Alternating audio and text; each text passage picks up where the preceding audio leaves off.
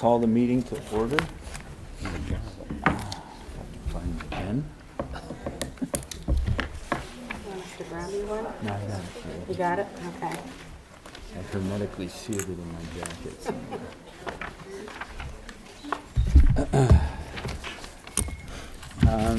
First order of business would be a review and approval of the minutes of December 11th, 2013.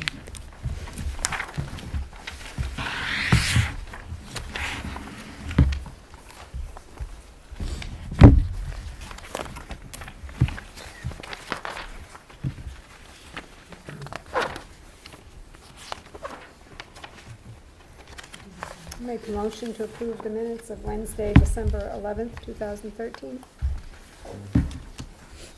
Can I have a second? Any discussion? Hearing none, all in favor? It's approved unanimously.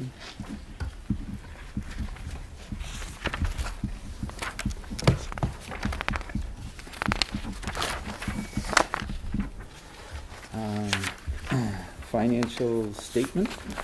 You have before you the December financial report. There are no new variances to report, and you do have 8 total warrants to sign this evening. Thank you, Ken.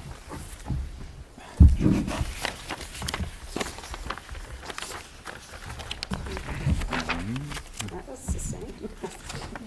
He has one. Well, good. Thanks. So no new variances to report? No. Good, thank you.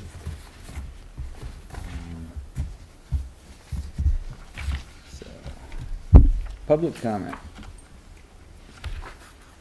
No public comment. I will note into the minute, for the minute purpose of the minutes, we do have 3 letters that have been submitted to the committee members.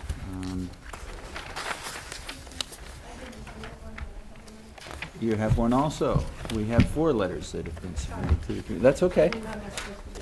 You can do it either way. You can submit it through the U.S. Postal Service or walk it up to us. Okay.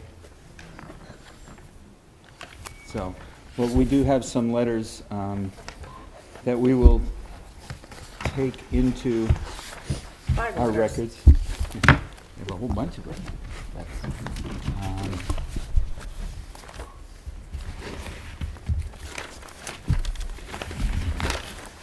Are they Thank you. Yeah. different from the others? I'm trying to find it out here. 2 pages. Does this have a signature on it? There's no. Do you want to sign it? Well, we need to know who it comes from, or it just will. If it's anonymous, they don't really enter them into the record. So there's a pen here if you want. I didn't mean to put you on the spot. That's okay, I don't mind. I'll even save it. Oh, wow. That's efficient. So, Yeah.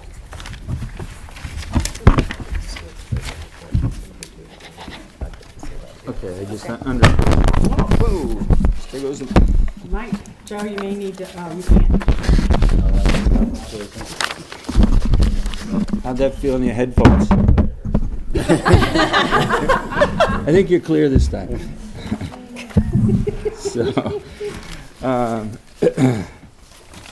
So I just wanted to note that under public comment, I'm sure that they address budgetary issues, but for purposes, we'll note under public comment that 1, 2, 3, 4, 5 letters have been submitted by, unless people want me to say who the authors are, I would just note that I'm assuming mostly primarily faculty and concerned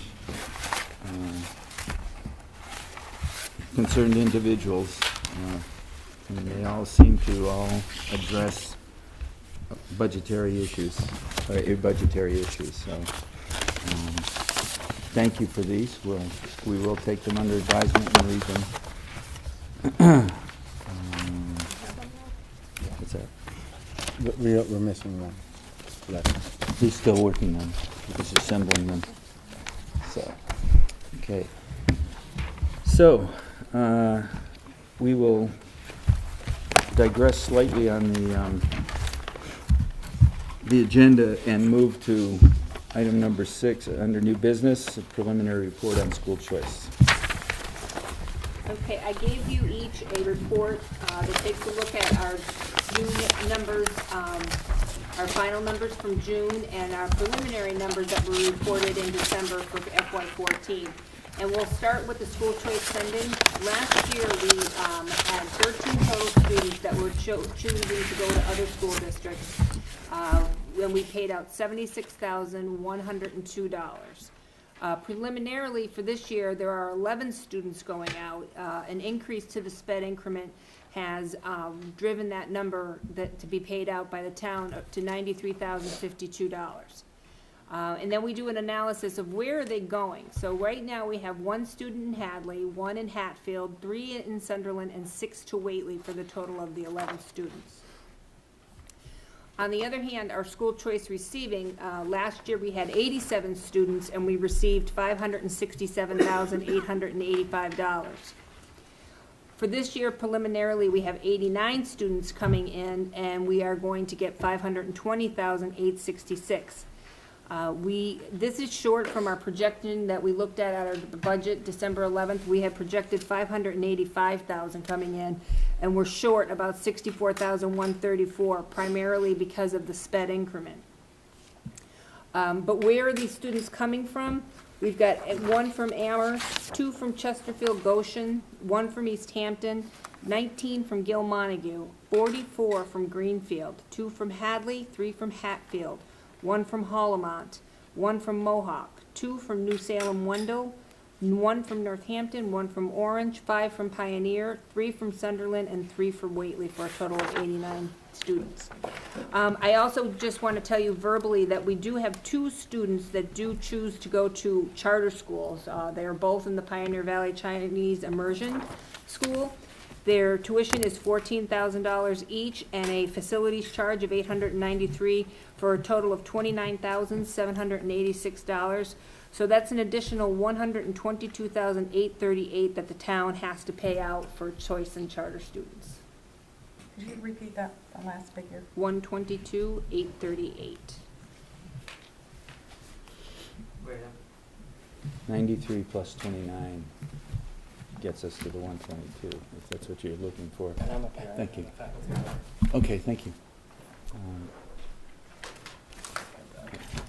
Yes, please.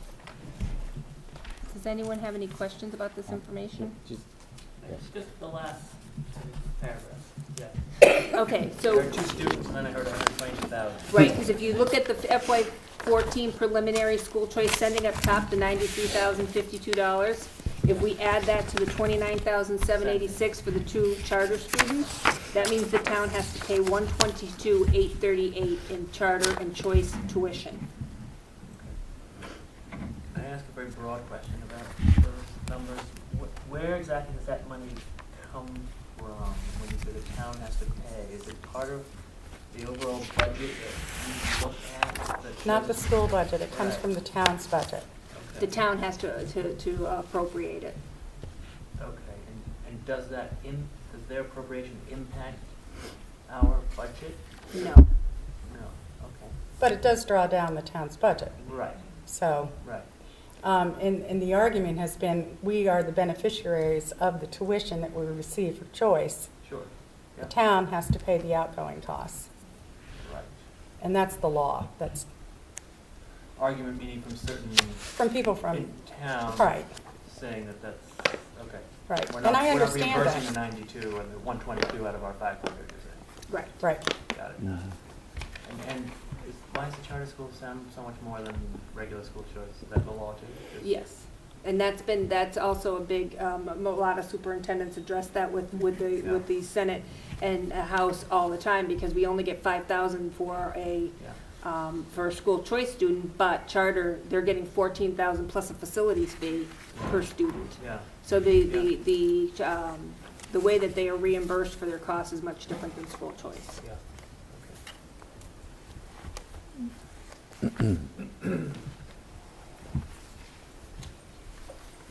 So if you could maybe help me understand the sped increments, if we're we're taking in a lot less money than we're spending per student going out. At least that's the way I interpret it, to mean, No, we get $5,000 per student coming in. okay, Plus, the sped increment is if the child that's a school choice student is a special education student, we get reimbursed their costs for their special education. okay, So this year, last year we received $150,685 in sped increment, and they're preliminarily only targeting us to have $75,866. mm-hmm, So that threw off our budget figure that we were using, because I was assuming that we would get the full sped increment.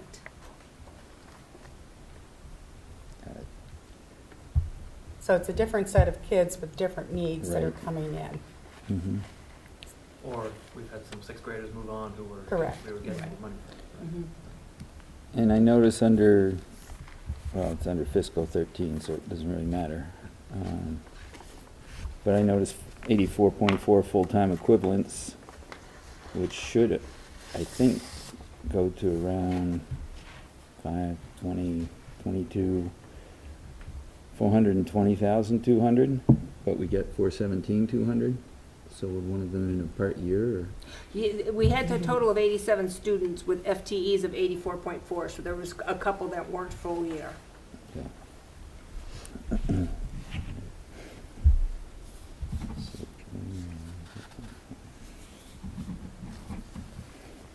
Interesting, 2 more students and $47,000 less. I assume that means we have less sped costs on the back end. You would hope that it would balance itself out.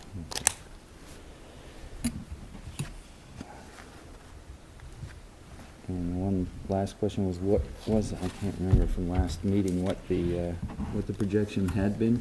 585,000. It was the 445 plus the full sped increment.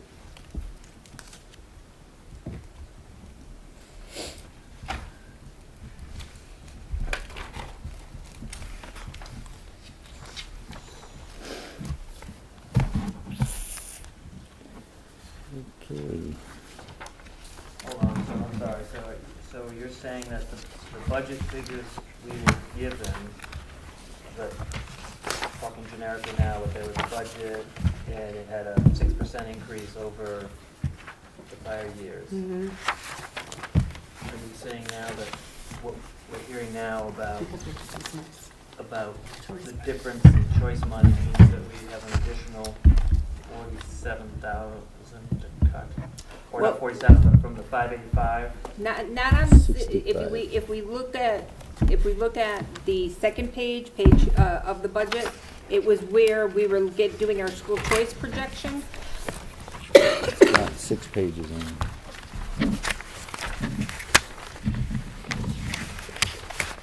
So after the narrative, it should be the second page. Yeah. So right there where it says projected FY 2014 revenue, I have 585. Right. It should actually be 520, so it's a difference.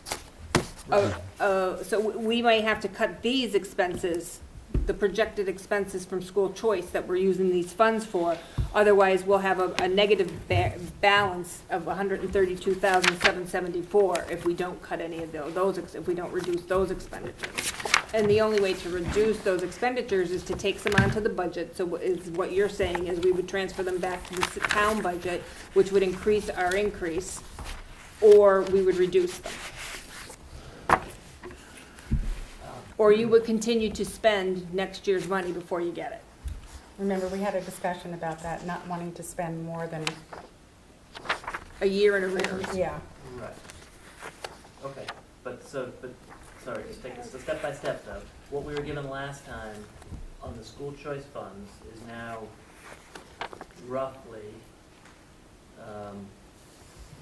585, it's projected 520, so it's about $65,000 that we thought we had, that Correct. we now think we're not gonna have. Correct. Correct. Okay.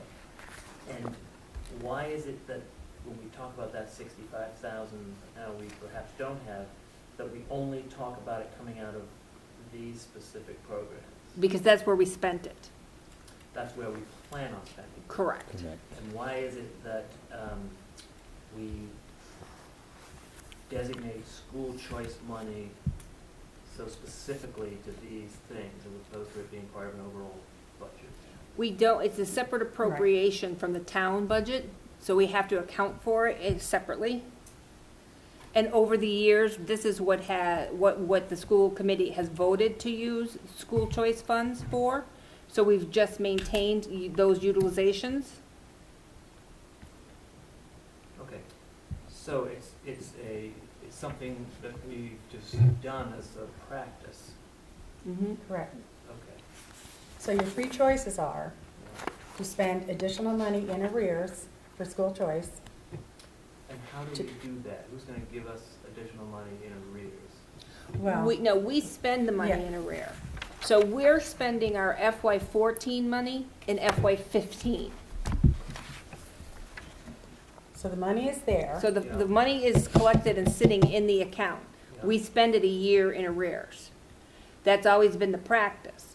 Other school districts spend the money as they earn it. When you say we spend it a year in arrears, meaning that we have a, slush fund's not the right word, but you're saying the money, we were slow somewhere to spend it. And so we have it sitting there in a surplus. Let me try and Yeah. help you out. And I When, apologize. that's but- okay, but when school choice started, the first year we were in school choice, Yeah, this committee made a decision not to spend that money until the state had truly reimbursed us the money that they were supposed to. So we wait to the end of the fiscal year to receive the cash for that fiscal year.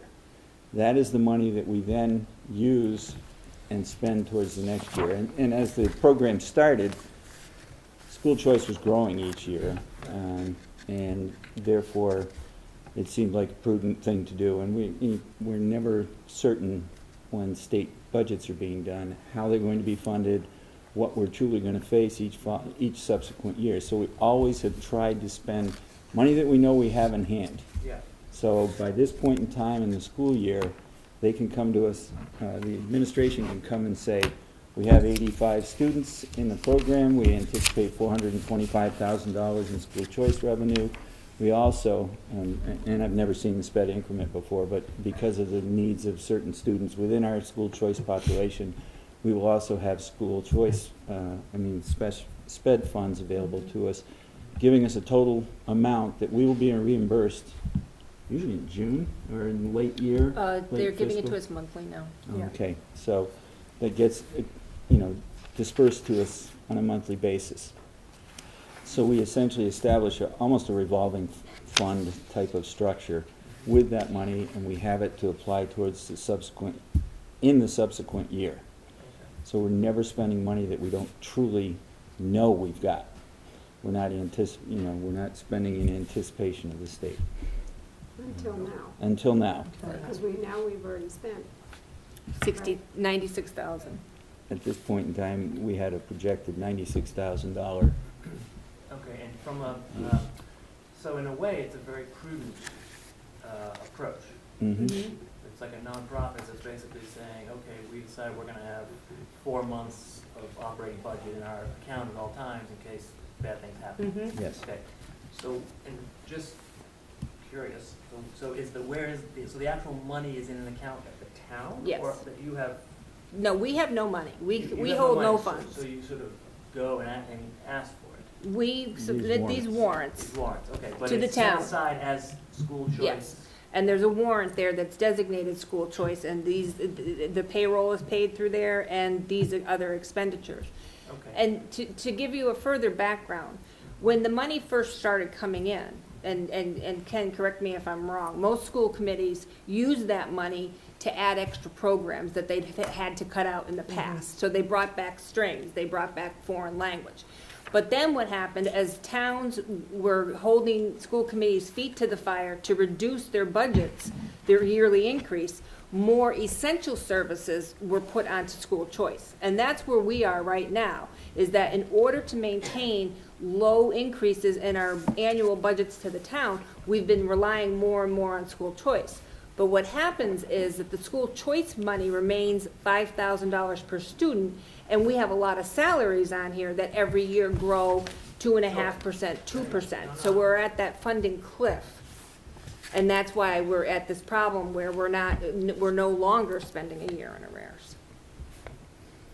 In the early years of school choice, we funded a lot of technological improvements and a lot of building improvements in support of technology and programs in the school through the school choice money. As Patty just said, over the years, we've increasingly found that operational components have been working their way in, and we're sort of at, as she says, at the cliff. I call it the tipping point, the point that I've always been concerned we'd reach, where the school choice money no longer can provide supplemental program services or benefits to the school, which is what it was really originally intended to do. But it does support now operations. Do you understand? I do understand. Okay, now. all right. Yeah. Any questions from the crowd? Okay. So it's not, so instead of a $68,000 deficit projected for June of 2015, now we'll be at $130,000? 132,774.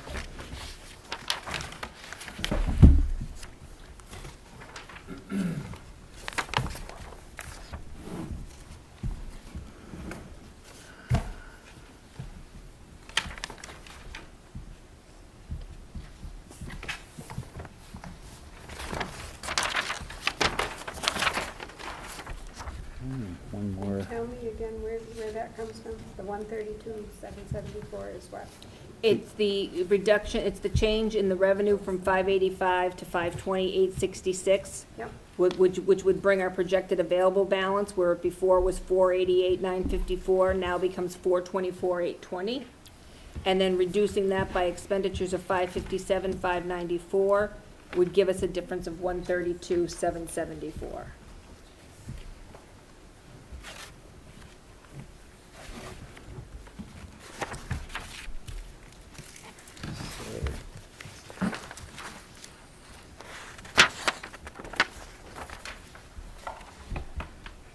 Are these the final firm numbers from the state? Or It's preliminary. It's preliminary. It's okay. what we have at December. Now, if any of our school choice students leave, then the 445 will go down. And if any of our new sped students that we did get this year, if any of them are sped, then the sped increment will increase for those costs. Okay. But that won't happen until June. Mm-hmm. Okay.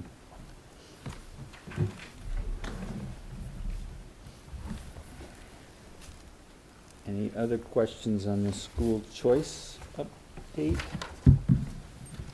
Which really leads well or lends itself well to further discussions on the budget.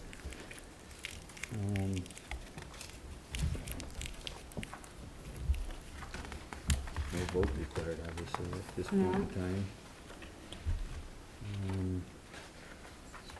At some point in time, I think we should, once we have a clear handle on everything, we should vote the school choice component and note it so that the committee's in agreement on the school choice plans.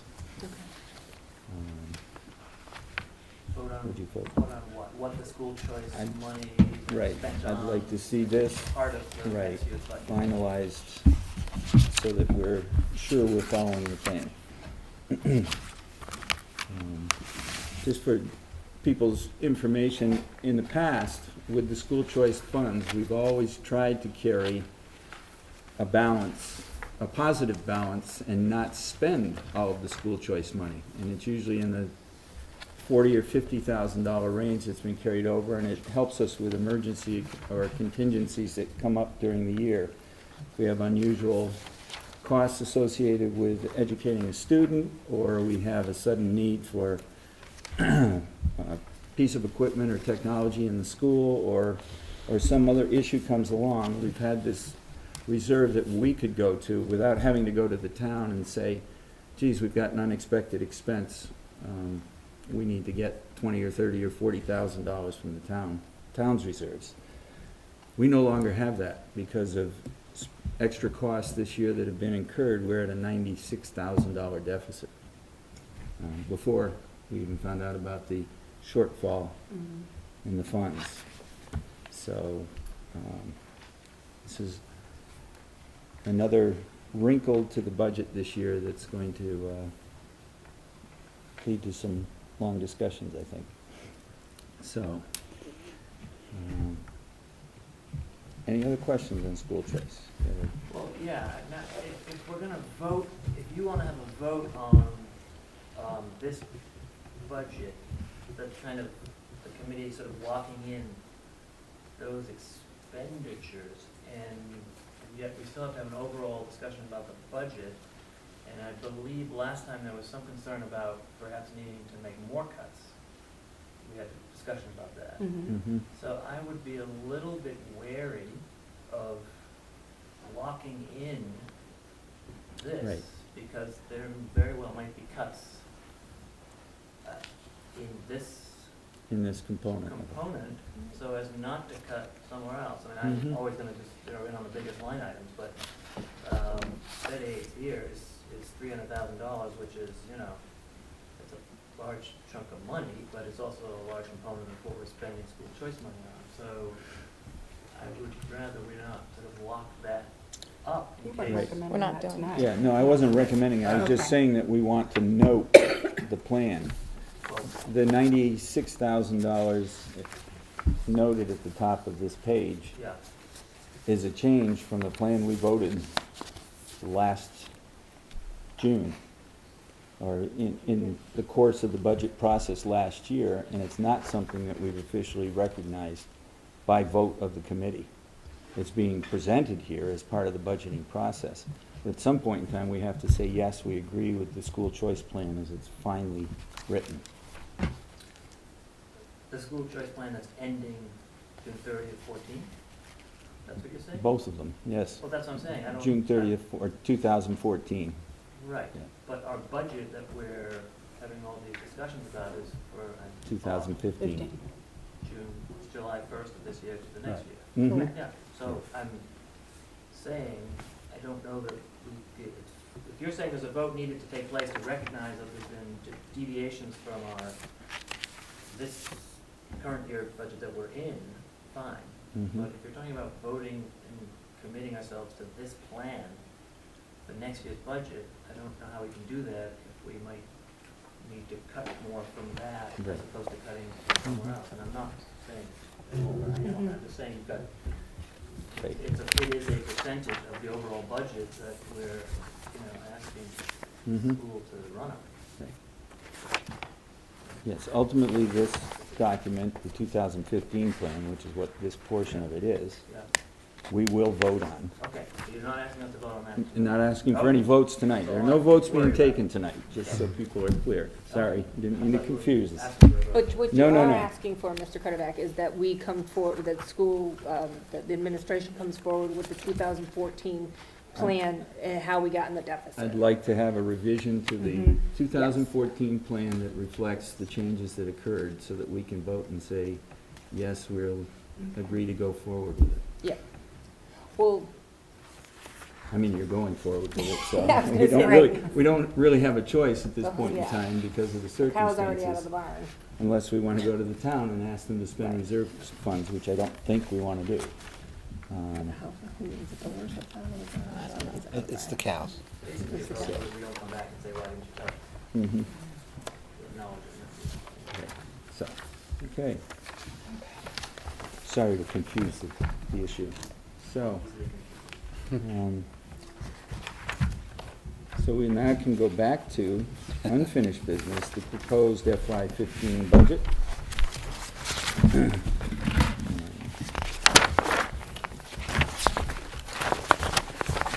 And we've all had a chance to take a look at the numbers as they were presented last week, last month. We we did not ask for any changes at that point in time to be made. We wanted time to study and look at things, so I'll open it up initially for any questions that people have. If there are none, then I'll think of the next step, so.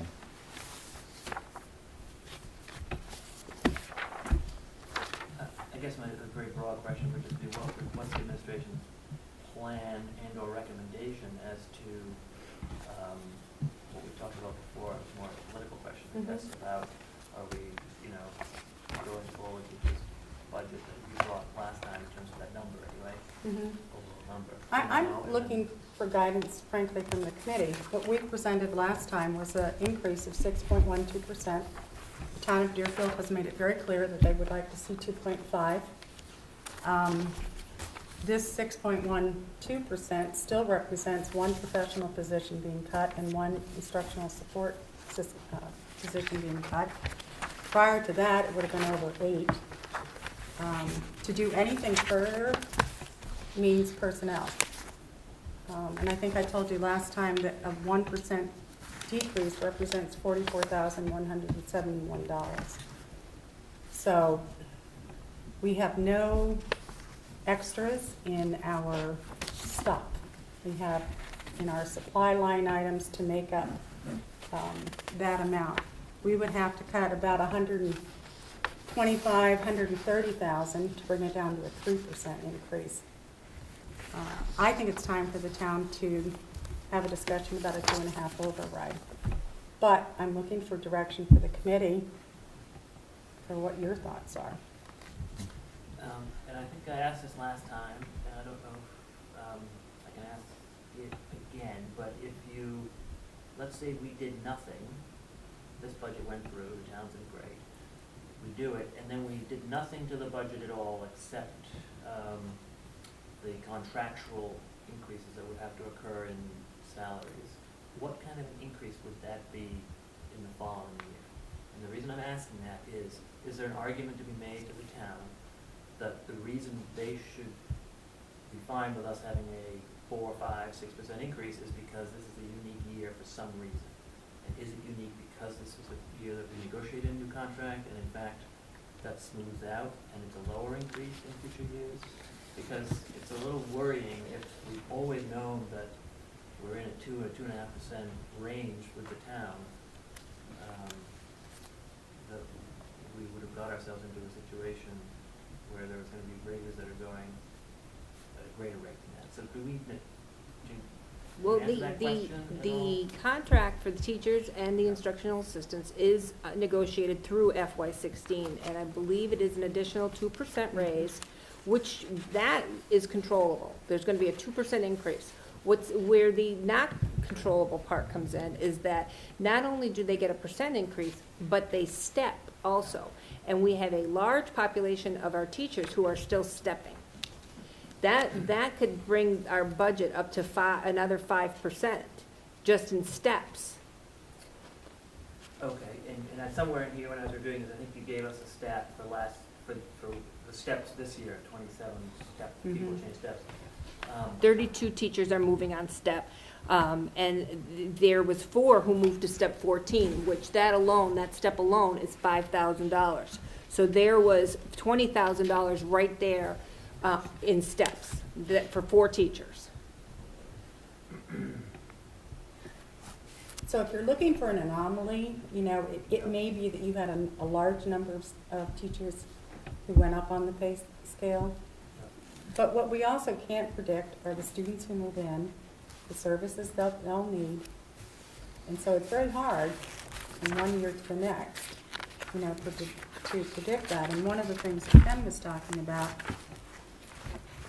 in the past, if we had had an increase of 3 or 4%, we would often throw school choice money on the bottom line to reduce it so that it was more agreeable to the town.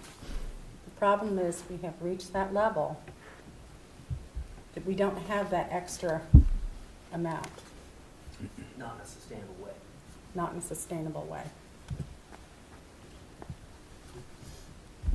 And it's becoming increasingly precarious this year. can clarify for me again, one more, the budget that, as it stands right now with the 6.12% increase, that already has That two has positions. 2 positions cut, 1 professional and 1 support. Prior to that, it was over 8%. 2 professional and 1. No, And because I- we're still budgeting for the other professional position. Oh, okay, I'm sorry. One professional, one support, and that one support, if I recall, you said was in first grade. I don't know that we've delineated. No. No, I think we're No. going to try to do it through attrition. Yeah. But Okay, well, first grade. First grade, Okay. And the professional position is? it's a sped- special ed nurse, Okay, correct. okay. I think to partially answer what you were asking, David, this year, as I was just looking at, re-looking at the numbers, the salary, contracted salary increases are accounting for almost 3.2% in increase to the budget without doing anything else. And the odds are very good that essentially that same number is going to be next year, another 3.2. So you start with an automatic. No, I'm seeing that now, and it's sort of begging the question of why the prior administration didn't raise that issue when we were negotiating the last contract. It's raised consistently in contract negotiations, the impact that step increases, the combination of step and COLA. I mean, I go back far enough to remember when COLAs of 3 and 4% were included along with steps, so No, that, I understand that, I'm just, but it, so, at some point in time, you know, as you go through the negotiating process, both sides present initial proposals, and you work your way to a compromise. And we have the town fathers representative as well as members from each school committee in the union that negotiate the contract along with the teachers having their representatives. And we end up at a point that my recollection is we talked about increase being in line with our expected budgetary increases that we would get from the town. trying to have it be that way. So- And I have to say that I'm really personally reluctant to recommend cutting any programs because I think, one, we have excellent programs here at the school, and two, it would negate any school choice. You know, those are the reasons I think that a lot of people choose our schools. But I also understand politically, this is a very high increase. I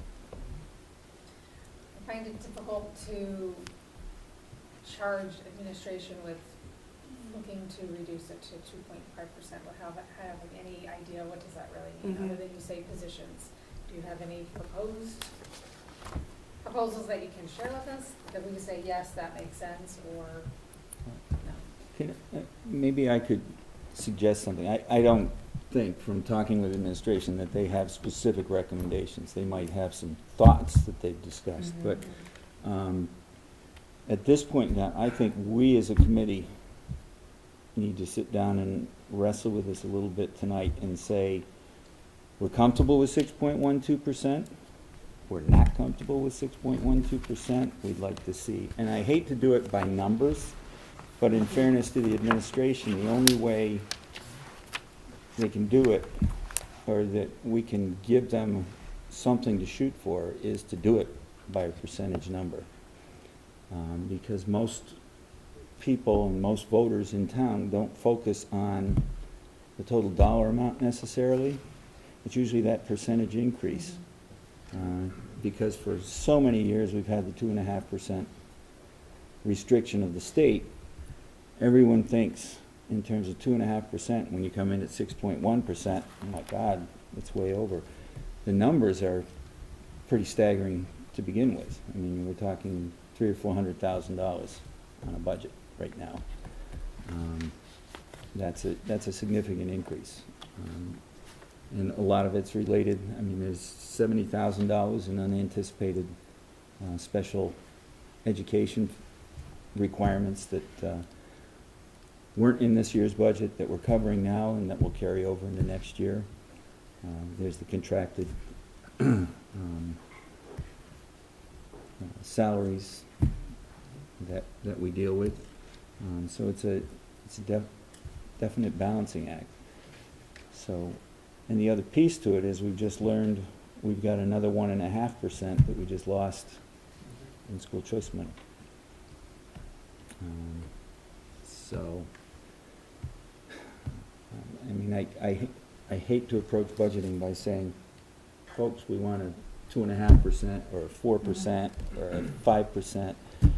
My personal goal in budgeting each year is to make sure we at least maintain the services we have and try and retain the staff to support those services and do everything we can to keep the school on the sound basis that it presently sits. It ultimately comes down to the voting population. Marty, just a second back. Marty talks about Proposition 2.5 and looking for an override. The town has never, or has not, I think it's done it once in my recollection. Not or at in least my history. Right. I've But I never don't done think it. this town has ever gone to a Proposition 2.5 override. There have been conversations about it. But there's a point in time at which you can say to the taxpayers, this is the level of services, this is the level of money that is needed to run a program. Do you support it or don't you? We go to town, if we go to town meeting and the finance committee says, we go at 6.12% and the finance committee says we can only recommend 3.5%. Somewhere in between those two numbers really can't be voted on.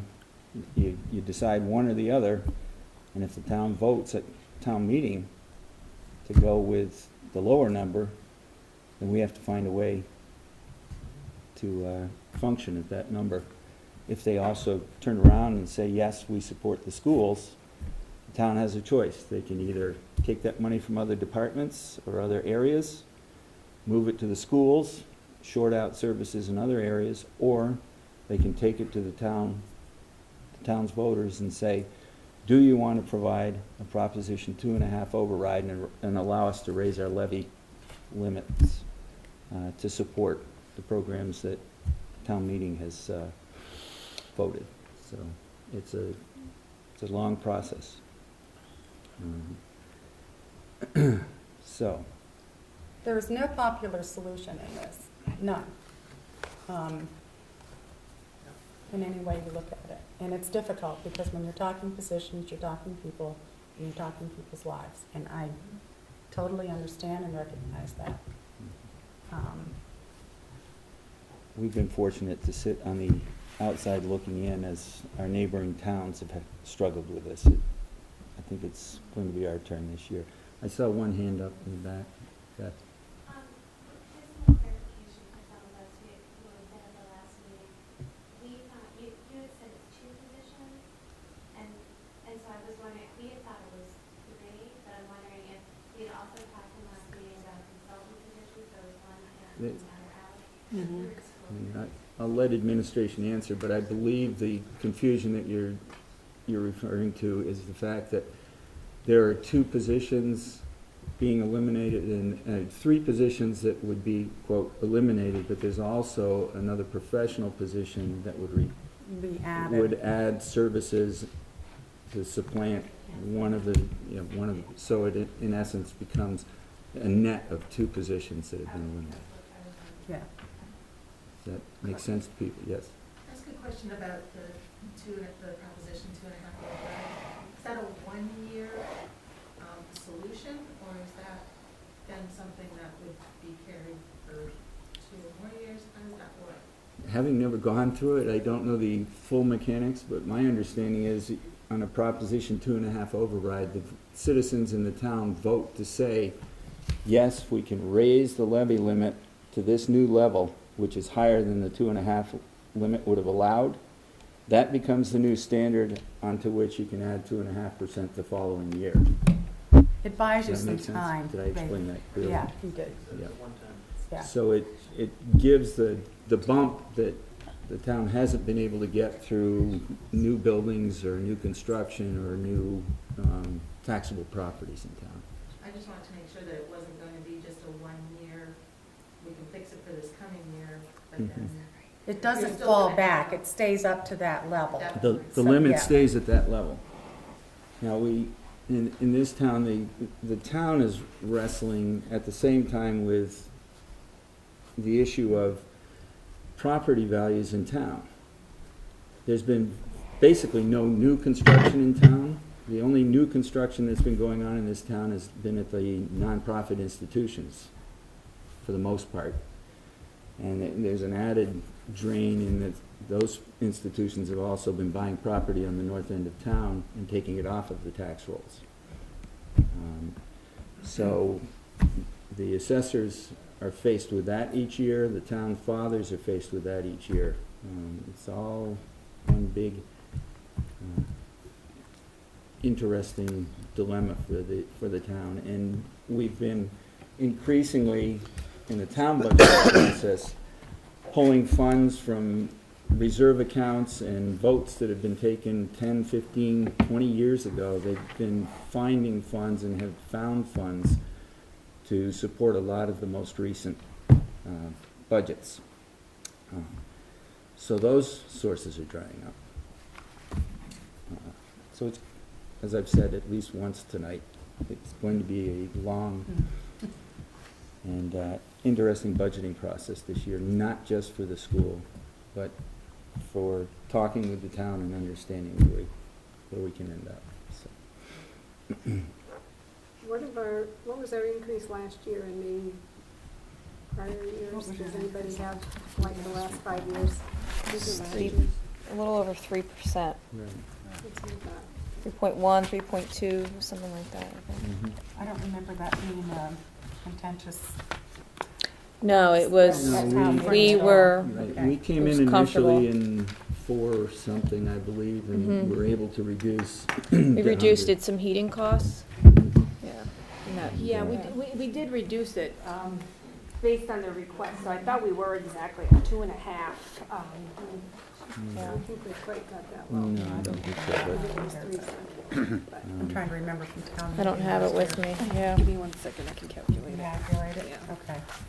So, Can I just Um, ask the involvement of staff in the current proposed budget and the other alternative ideas, in addition to what the 2 positions that are already incorporated in it?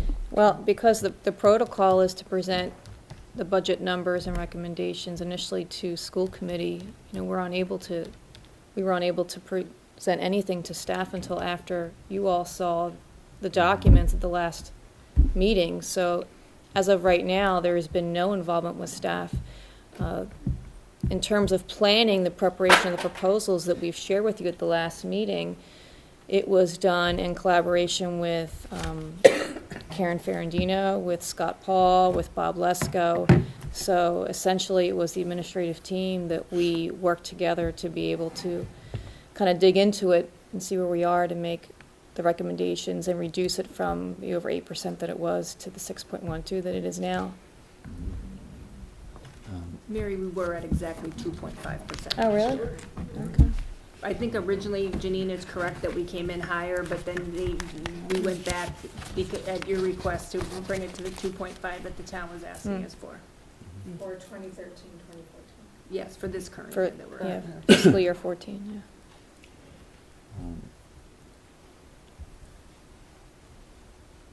So, well, I could go out on a limb and make a suggestion to the group for now. I think there's a net change of $254,000 proposed for this year. Correct. And if it's $44,000 per, roughly, let's say $45,000. As I said, I don't like to do this way, but it's a starting point for discussion purposes. Taking 70,000 or 60,000 out would be 1.5%. I mean, 45 would be 67,500. would take 1.5% out of the budget. We could ask the administration to formulate a plan. That would take us down to about 4.6. Is that what you come up with, Connie? Do we have an opportunity to review that before presenting it to? Yeah, the process at this point in time, we're having this discussion this evening. We have a public hearing in February, March. or is it March? March. Was it that? I thought we did it in February and then I may be revisit looking it in March, at or, yours. February 5th. February, okay. yeah, the public hearing is usually in February, which allows us to open it to the public. The selectmen, Board of Selectmen usually come for the front end of that, present their concerns and voice their thoughts and everything else in the process. And we take public input and discuss. We can decide at that point in time on the number we want to to submit to the town. We can hold off a little bit longer. Ultimately, we have to present the budget in March to the town Correct. for inclusion on the town warrant. So we have one more definite conversation to have in February. March, and between February and March, we can try and search for additional funds if necessary. So, but just to give you a sense, 67,500 takes us down to about 4.5%. But keep in mind, we've got that other money from school choice. Thank you. Yeah, we would vote the March 5th meeting. That's We our would next be meeting. voting on the final budget. So, And I could get that to you, I could get those emailed to you as soon as we do that, so that you will have a chance to look at them before the February 5th meeting. It's, yeah. So as soon as administration came up with their proposals to, and I think we're looking at, I'm just doing some math here.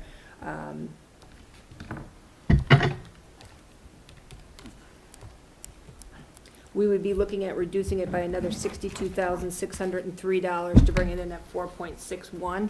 And as soon as we had some recommendations from meeting with the principal, we could email those out to you to review. So what would be the point of figuring out what to do to get to 4.5 or 6 when we know that that's still way too high in terms of what we've been I mean, it's not anything we want to do, but it's an interim step that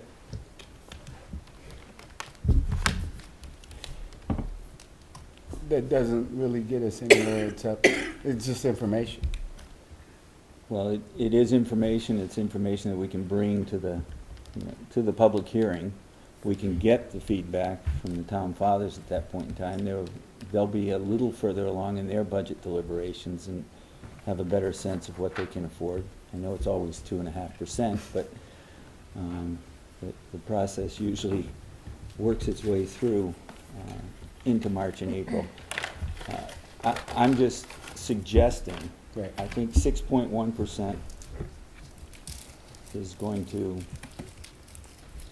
Well, isn't one of the problems, just to be frank and open with anybody here from Deerfield, is that the actual, our budget is an enormous percentage of the town budget. and as in most towns in this Right. area of Right. the Commonwealth. Right. So just, it just adds to the enormity of the problem when you're talking about 6% and trying to get it to 2.5. It's not like there's equal sized budgets to go and raid Correct. or to tell them to make cuts. Mhm. But it's much more important. In order for us to get this down to 2.5%, which is what the town would like us to do, we'd have to cut another $150,426. And if you look at just the salary-related costs that increased this year, that was $173,610, just our salaries. So we couldn't, I mean, our salary increases were 4.18%. So we couldn't even get, we'd have to reduce to get that cut that almost in half to get it to 2.5. Say that number Yeah, again. give me the total that it would, To get this budget as it stands right now down to the 2.5%, we would have to look at, to cut another $150,426. on top of the 62. No, just 150,426. To get it down, that would equal the 2.5%. They would only like to see an increase of about $104,000. And our salary-related increases were $173,000 this year. I guess to Jamie, to try and answer your question, I put a number out there to say 4.5% just for conversations purposes. There's no crystal ball for me. There's nothing to really hang your hat on. I personally would like to see us try to establish something this evening and say to the administration, can we see what reducing this amount of money does to the budget? Does it impact services? Does it not impact services? It impacts, as you've heard, basically we're talking personnel and staffing. But do those staffing changes dramatically impact services? Do we lose parts of our music program? Do we lose parts of our arts program? What's the impact? Because ultimately, as I've said, if we go to town meeting and they vote a lower number, we're going to have to make those decisions anyways. So, I'm happy to present to the town whatever this board agrees to as a majority. That's what we're here for. We have to set the policy. And each one of us has to vote our conscience and our desires for the school and what we think is best. And it's not going to be easy this year. It's going to be tough decisions, possibly, on the horizon. Maybe not, but I kind of believe that that's what we're faced with. So, I think in fairness to the administration, we should try and come up with something this evening that says, either we say, fine, let's go with 6.1%, or can we see what a reduction to this level causes? I agree with your sentiment, yeah. Give them some idea, but don't go all the way down, because No. it's still a political question of how much, at what point are we, as a collective community, willing to fight for an override or not. Mm-hmm. Also, asking the question will probably show the difficulty in making the cuts Mm-hmm. and the impact that would have. Right. Sure. Correct. Can I just a quick question? No, if it's on that topic, go for it. I would agree. I think going to a 2% is extreme, is drastic, but showing some effort and some proposal to 4.5%.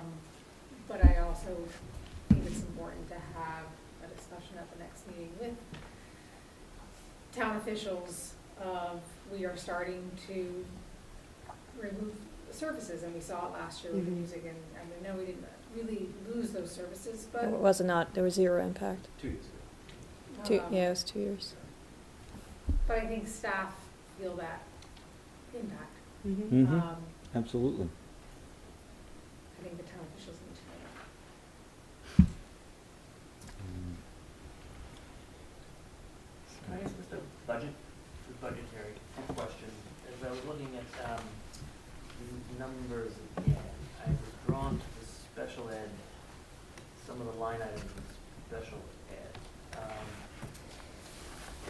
Because somewhere it talks about a total program cost, and I'm looking at with our budget, FY15, it talks about a program cost of roughly 1.5 million.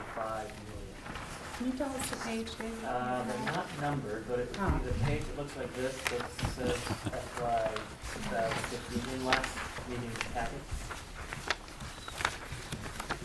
Is it the sources and uses? It is. Okay. So, I remember just seeing that the total program cost, this is a really generic question, I apologize, of about 1.5 million. Mhm. Somewhere else in the budget is, 1 million. special ed, 1 million. okay, 1 million? Page 5 of 10. Is that what you were looking at? I'm looking at this.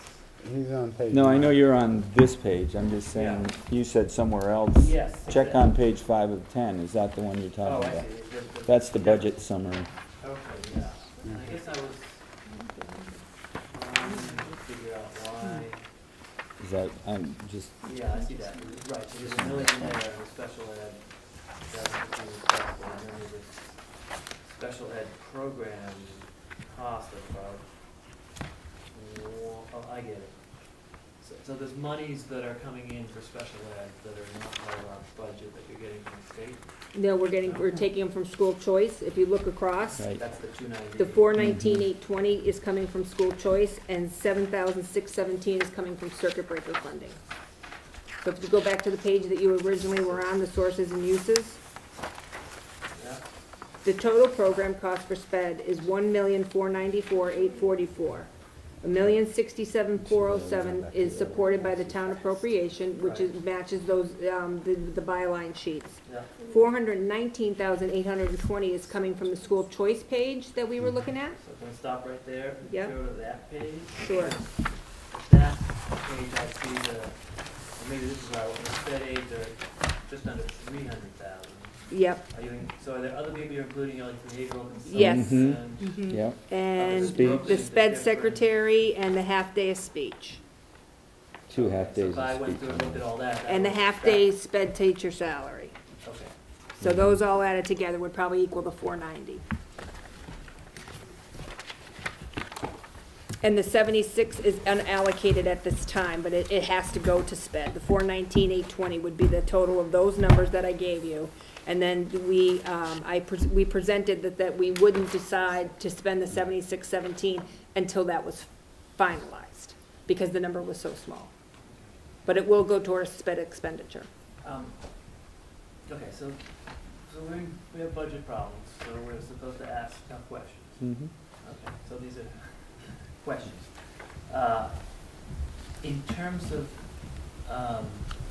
special education funds that we spend in just our school right now, this is, no district concerns you, but for our school and your budget, is there a way to tell this committee, as we go forward to look at stuff, whatever, how much of those funds are like,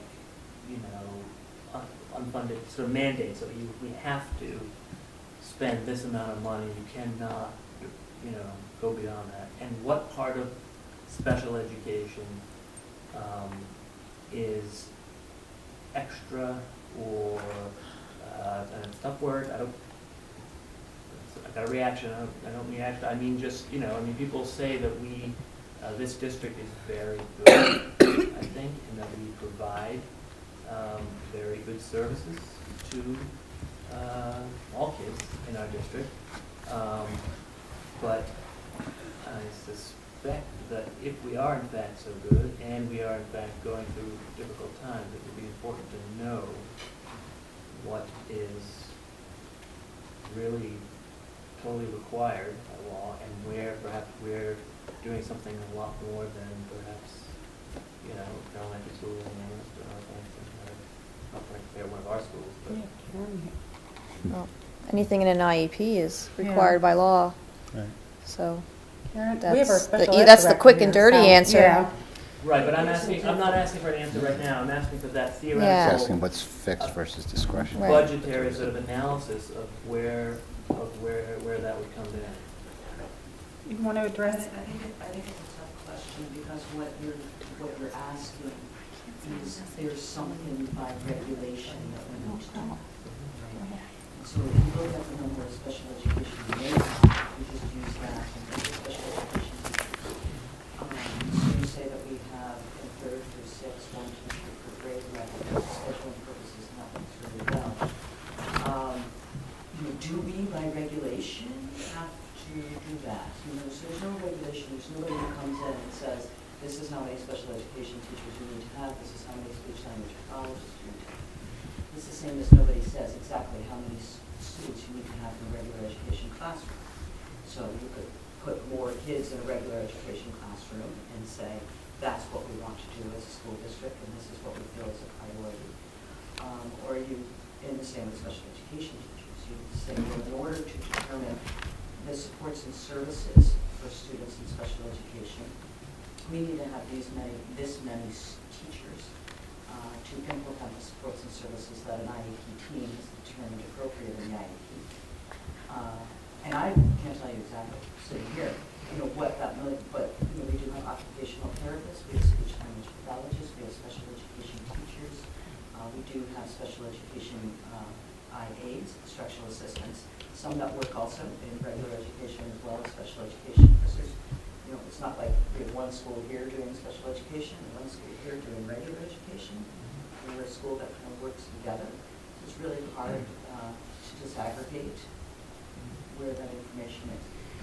So I can't give you an answer to say, by regulation, this is what we do, and this is what makes us a respected school system in this community. And if we eliminated that, then we'd be like an okay special education department. If we keep doing this, we'll be a really good special education department. You can't just kind of take it apart like that, say this is extra and this is by regulation. I hope I'm answering your question, but there's not this. In a way you are. Yeah, there's not this is what we're doing, that's a little more. Sometimes I think what we're doing that's a little more is the hard work of the teachers and their willingness to always do a little bit more and work collaboratively.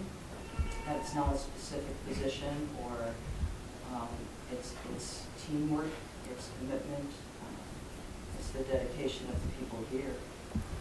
Unfortunately, we don't pay them more money for that, so I can't just say if they're not more dedicated, we'll just. But so I'm happy to answer specific questions about special education, but I don't think anybody would be in the position to say this is what we're doing. We're lucky to have programs here that allow us to keep traditionally students here within Deerfield Elementary School and not sending them out to very expensive out-of-district placements. I think that's also one of the reasons you hear how well Deerfield works is, for the most part, we keep our students here. So we've chosen to put our resources within this building instead of paying upwards of $90,000 at the May Center for some students that might need to go there. So the commitment has been to improve our building capacity so we're not dependent on out-of-district resources. Thank you, Kim.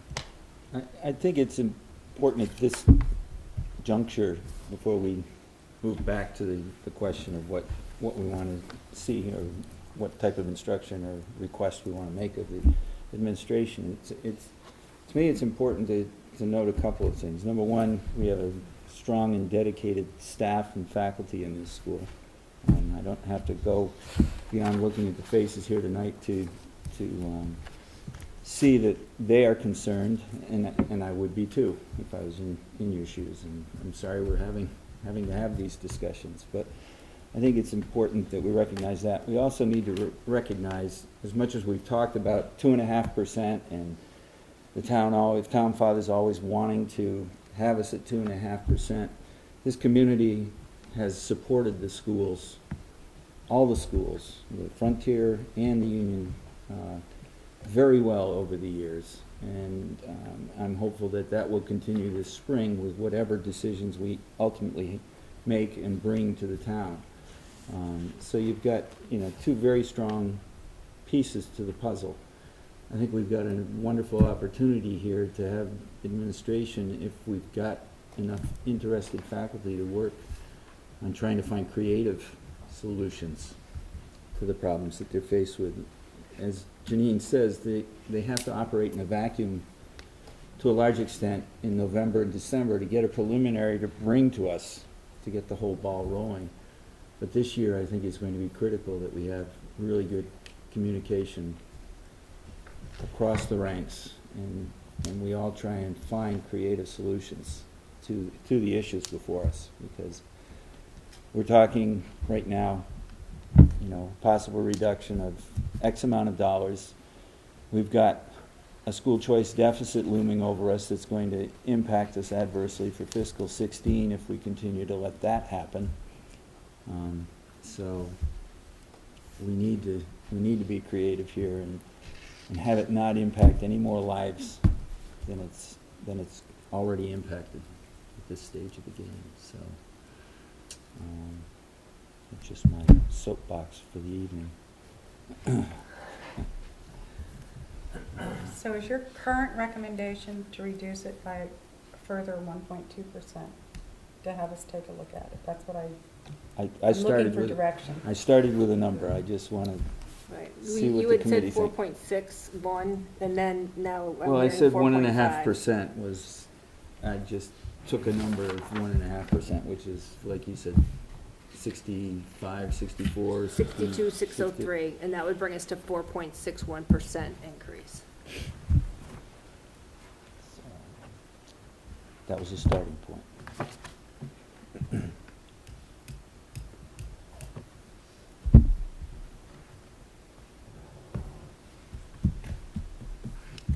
you want to leave it at 6.12, just tell me to.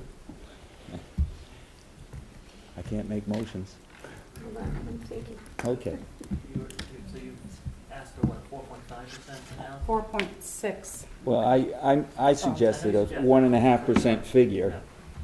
4.5, 4.6. Like I said, I hate just using percentage numbers, but that gives the administration guidance. If they find an extra dollar or two in one direction. Outside of numbers, though, should we talk about what are the strengths of the school that we want to maintain? I would out to you to talk about that. I mean, I can talk about it from my perspective, but you have the intimate perspective, so. Well, I think we kind of already have spoken, towards the programs that we have, our arts programs, our music program, those kinds of things that are drawing in our school choice students. I don't want to see that impacted. That's a tough question. It's an easy question and answer, but at the same time, it makes me think about what things can you sacrifice, because I'm thinking on both sides of the coin here. I know one of the things that I've talked to the school committee about the past 2 years is that one of our focuses has been response to intervention, with the goal being to provide interventions to students who have been referred by classroom teachers to get additional supports prior to the IEP process, and the end result being to reduce the number of referrals of IEPs, the hope and the goal, and services at that end. And we've moved mountains, and we've made a lot of progress with that. So if you ask me, one of the priorities that I see in this building, it would be to continue RTI services. I do hear discussions, some people are questioning instructional assistants, and a lot of those folks are the ones that are implementing and providing those direct services to students. So that's something that I think is, response intervention is really critical. I think that The class sizes is something else. Class sizes is also valued, having relatively small class sizes. Yeah. When we're at a point where we're talking about a reduction of $62,000, that's probably, you're looking at almost 2 faculty members. And if I think about that, it just, I don't even know what that would look like in terms of increasing class sizes. I mean, I've done the math. I'm not comfortable with what I see, and then the domino effect with that. So. Probably be one, that would be Yeah. one professional position. Right, or 1.5, Yeah. or support staff. As we sit here and talk about these types, part of the culture of this school and part of what's been built over the 20-plus years I've been on this committee is proactive programs like RTI, reading intervention back in the early years when Gretchen first started with us, identifying students' needs early to avoid having the higher costs later. I mean, those are all important, integral parts of what Deerfield Elementary School is. So, I mean, it's just, you know, it's mind-numbing to sit here and Right. try and see. I think we have to give them a number and see what they provide, and then we find out how it impacts services or abilities to continue to provide the level of services we have. I don't think they can give us an easy answer tonight. Mm-hmm. Yeah. We will know, the governor's budget is coming out January 22nd. I've been told to be hopeful, but gotta be hopeful, right? But I don't know that we'll have anything, you know, we won't have anything concrete to, That more affects Frontier Right. than it does. yeah, it does. That affects what more? It Frontier. affects the Frontier Frontier. budget more than this budget. So, I think I have two questions. Ultimately, we're gonna present a number to the town budget committee, who will present an entire warrant to the town meeting. So Mhm. ultimately,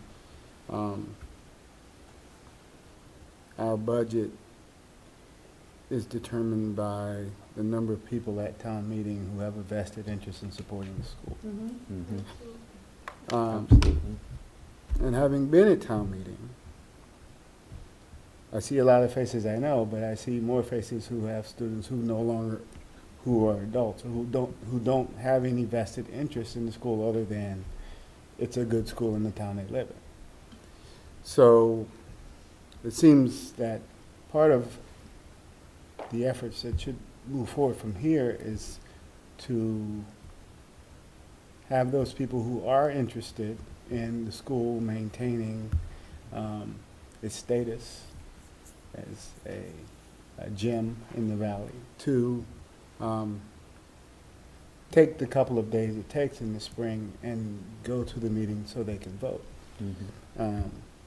Direct democracy is often messy and takes time, but if what you're voting on is important to you, then you've got to show up and do the voting.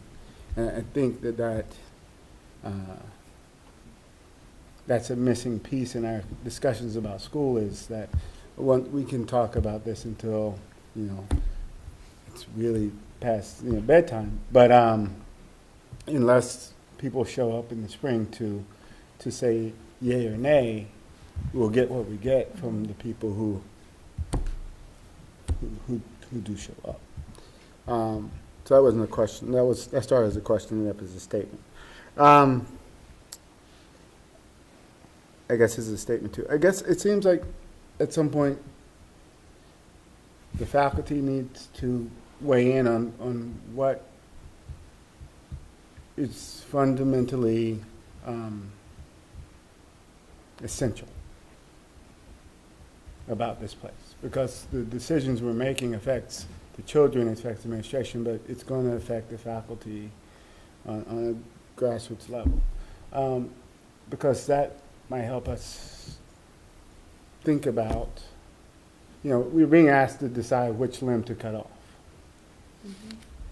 So, you know, is it the pinky or is it the thumb? Which one do you need more? And it all depends on what you do. But I would like to know, maybe, or to have some sense of feedback from the faculty about what they feel should not, you know, would fundamentally change this place as a place to teach. And I hesitate to say to work, because it's more than just punching a clock. So, and many of them have been here for years and years and years. So that's it.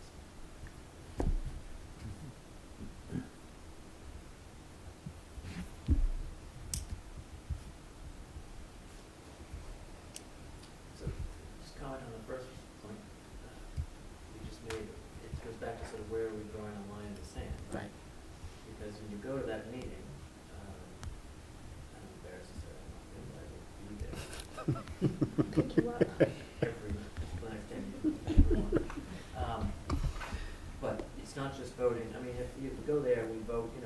we get to present, the finance committee presents a number, and then someone else gets to present a number, but if the number we present and vote on is too big, there still needs to be an override if it's too big. Well, the town needs to decide how to fund it. How to fund it, right, yeah. But you could vote on a budget that would determine the need for it. Mhm. And the finance committee could decide to make that recommendation going into town meeting, Right. or make that decision as a result of town meeting votes. So I'll just, I don't mean to interrupt you, but what happens is the warrant has a requested number and a recommended number. Each committee, each department requests a certain amount of money. The finance committee and board of selectmen, or the finance committee recommends a level. And those two, in most cases, match. And there are points in time at which they don't match. Not very often, in my experience, attending town meetings and going through negotiations. But there could be a point in time that does happen. So. That has happened in other towns, and if you have a strong contingency of people in the crowd who will speak to the budget and support the budget, I have seen it turn the vote. However, if nobody is in the audience, and Jamie is absolutely right, I've gone to every town meeting, and there are very few people from the school population, who do attend. And if you have no one to speak to the issue, the appearance is that no one has any interest in it, and that's when it can often fail. There's always somebody there to speak against spending money. Of course, So, of course. It's the same person. So you have to counteract that.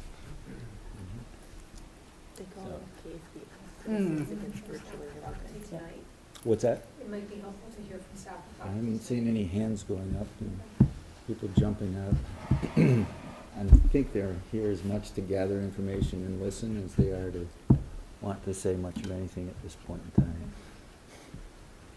They're not a shy group when it comes to speaking when they want to. Yes. A quick question, just some logistics. If Prop 2.5 is to be proposed, is that, do you as a committee propose that? Does the finance committee? Town. The town proposes it. The And it select would board. essentially come about, as I just said, you've got a recommended and a requested. And if it requested is significantly over the recommended, and they don't have a funding mechanism, if our request passes over their recommended, and they don't have a funding mechanism or plan in place to support it, they will go to a Proposition 2.5 override.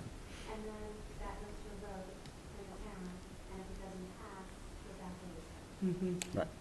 Does a 2.5 have to be a ballot? The 2.5 is a ballot. It is a ballot. Yeah, Okay. it's a Yeah. vote, yeah. But I mean, It's a like, they town vote all election. yays and nays, No, or they it's- have to No. officially vote? No, it's It is the private. polling Okay. places are Right. opened and it's private. Usually it's held, I believe it's usually held with a town election, but Northampton just passed it in June this past year Mm-hmm. during their town election. We're a city, I was only asking because this is a town. Yeah, they try and schedule it if they can get it, if it's possible to do it. Our elections take place 1 week after the town meeting, so it can't happen then. So then it has to go to a special election. But yes, in the cities, most cities and towns like to try and accomplish everything and open the polls all at one time. It would not work in this particular instance. It would be a separate process. And I will say it is tricky because it occurs usually in the summer, Right. and you don't have the same level of interest. Despite the fervor and emotion now, you don't have the same level of interest in summer, and I don't believe it passed in Sunderland It did not. the last time they did it, which is why they had all their cuts. Let's figure this out. Mhm. Just bring it up They've again. been informed of budget problems. I defer to, No, school committee has to hear it first. so. But you heard it, I guess I just wondered whether in the last month, I have not attended a PTA meeting. There to has talk not been a about it. PTA meeting since the last school committee meeting.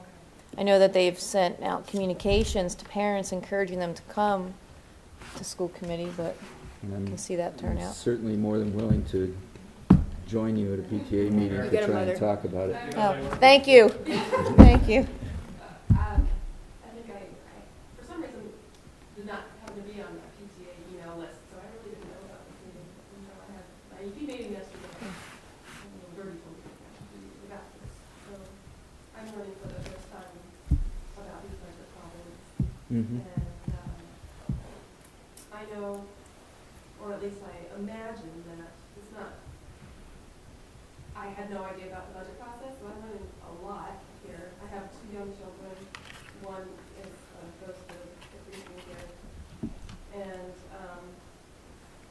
now that I know more about this budget process and how things work, I do plan to be on that town meeting. And I do plan to tell all the other preschool parents that I know, to try to get them to go to the town meeting. But I don't know if there's any way besides through the PTA to disseminate this information to parents, or let them, I mean, obviously you just said that the school committee has to go through all their first before they can disseminate it to the faculty and then to the PTA, but once it is, how does that information get out to the parents?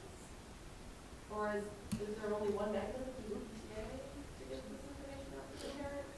Can the school get the information out to the parents, or is that like a political thing that you can't say? Well, the school Yeah. No. can't publish things and spend money to lobby on behalf.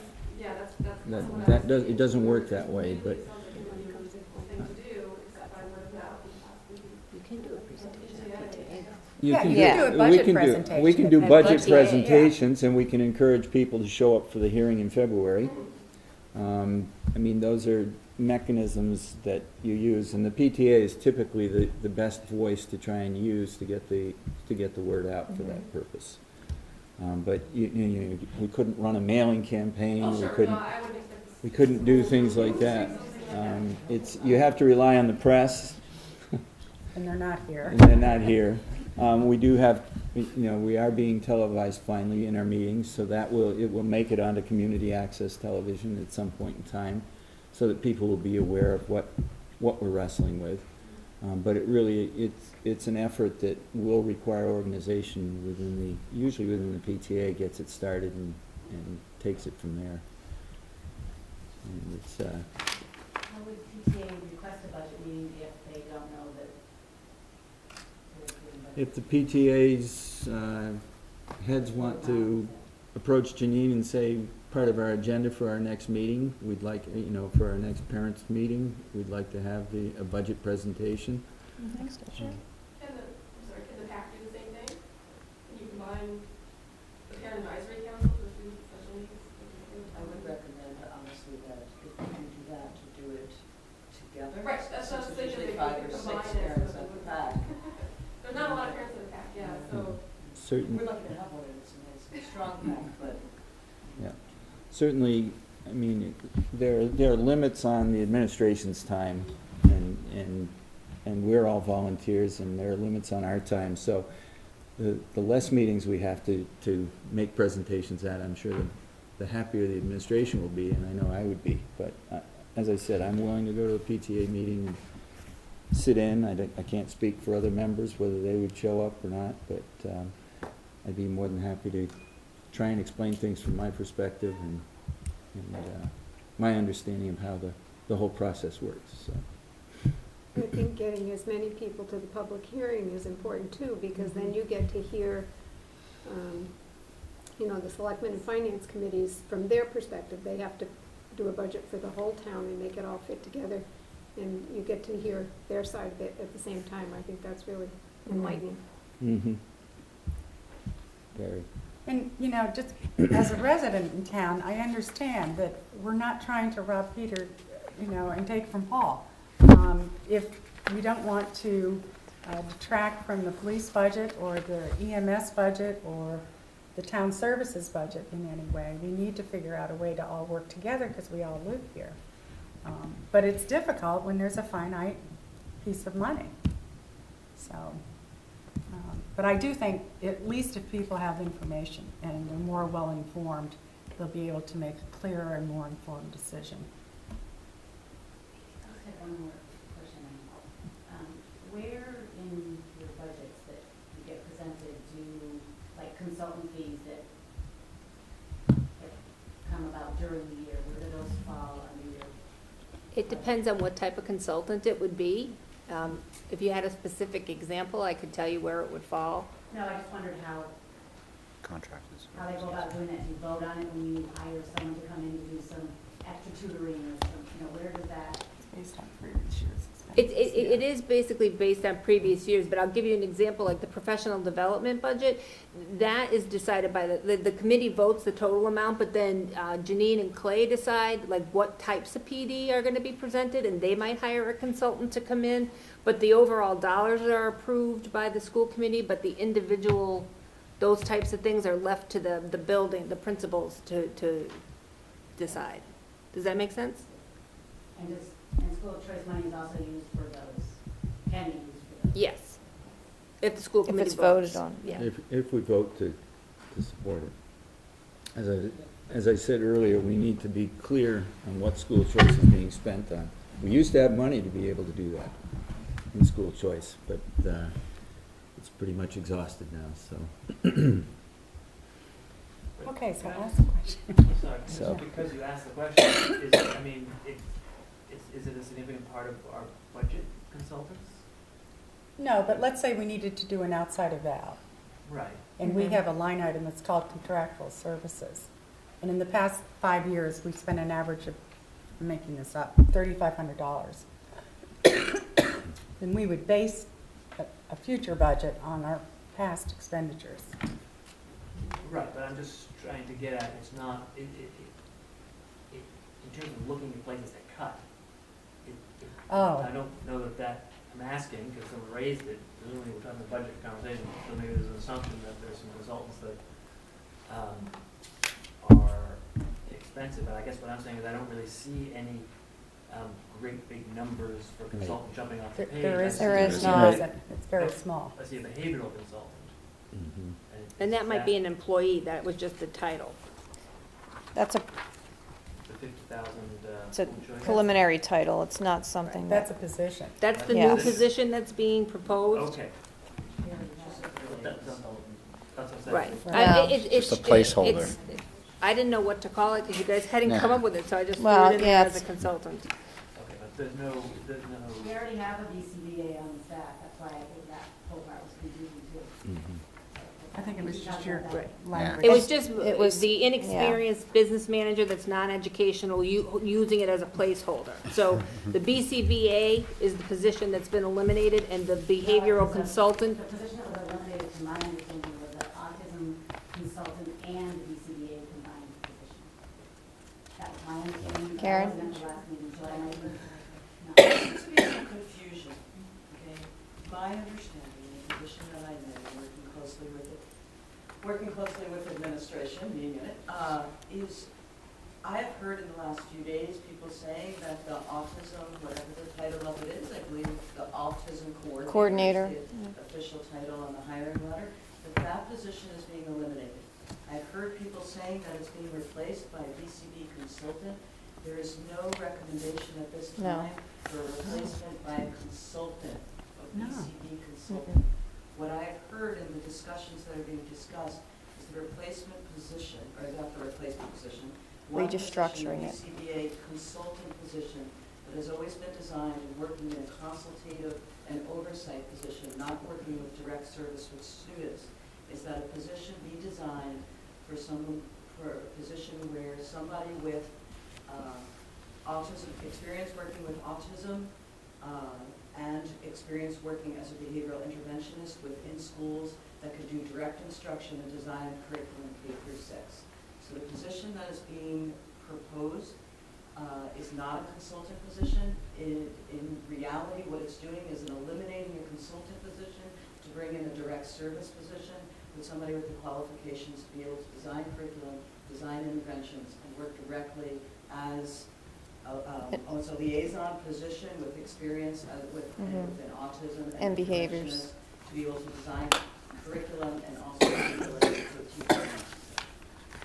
So it is not a recommendation for consultant position. For that description, because the last one was really like a different description.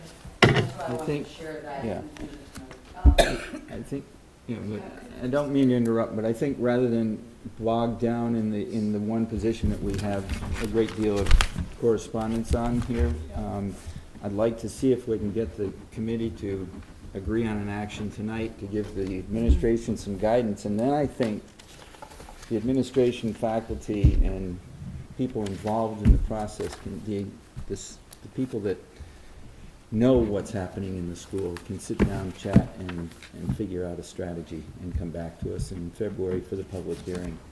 And I don't mean to cut off what I think is a good dialogue and good communication. I'd like to get the committee to focus back on what we really need to do tonight. So, I'm back where I was before. Wait for a motion. Seeing if there's a motion. If not, I'm going to just move along and say we're going to 6.12%. So.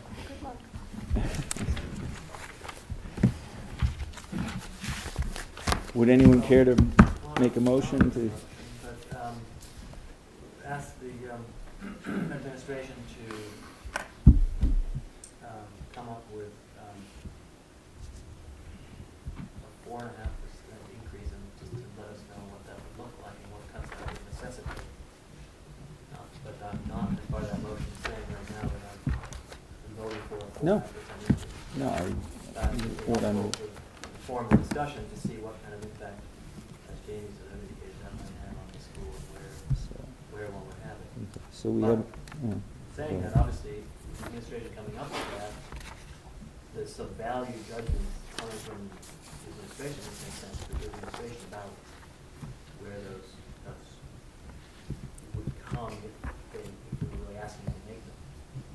Right, because we know what the dollar number is that we're saying we want to find a cut, so I guess we're asking you to put some scenarios. Maybe scenarios and 2 or 3, and then a recommendation of which one you think would make sense, given the priorities of the school. So we have a motion to ask the administration to reduce the overall spending request percentage increase to 4.5% from the current 6.12%. Is there a second? Second. We have a motion and a second. Any further discussion On the motion. on the motion? No further discussion on the motion. All in favor? Aye. It's unanimous.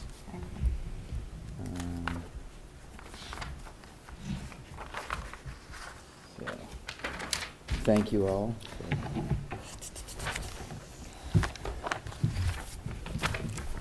for that direction. I know the administration is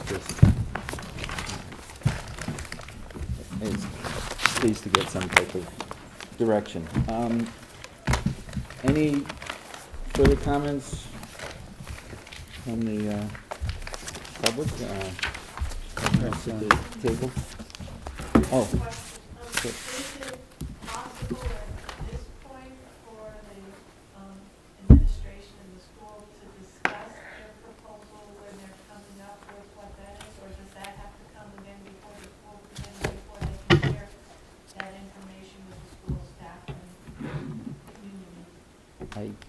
I'll defer. I don't understand what the rules are. My sense, There are Dan, no rules. would be that Janine and Clay will have, take input from the faculty, and then we'll all get together, come up with a couple scenarios, and let the school committee, through an email, know the scenarios ahead of time, so that they've had time to digest it prior to the February meeting.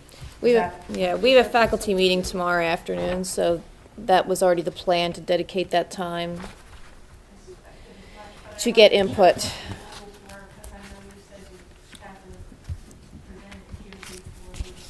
Well, they have, now they've They presented have. it here.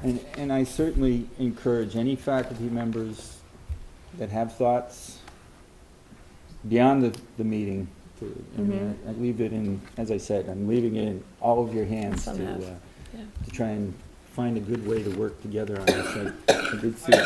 You know, you guys, the faculty are gonna talk about it. What about the parents of the students that are gonna be affected by this elimination of this position? How are we gonna get an input on this? Are we gonna just have to wait for the public hearing? You'll have the opportunity in the public hearing, if there's a PTA presentation, at that meeting, there would be we'll have representatives there, I hope. I mean, I'll hope to be there, as long as it doesn't conflict with any meetings I've got going on at my own school. There will be opportunities, but the public hearing in February is definitely one opportunity. More correspondence. And, Can I ask you a question about the public hearing? I mean, usually we know what we're gonna present, and we're gonna have a public hearing, and then we're gonna have a discussion about the budget afterwards. So what are we gonna present to the public?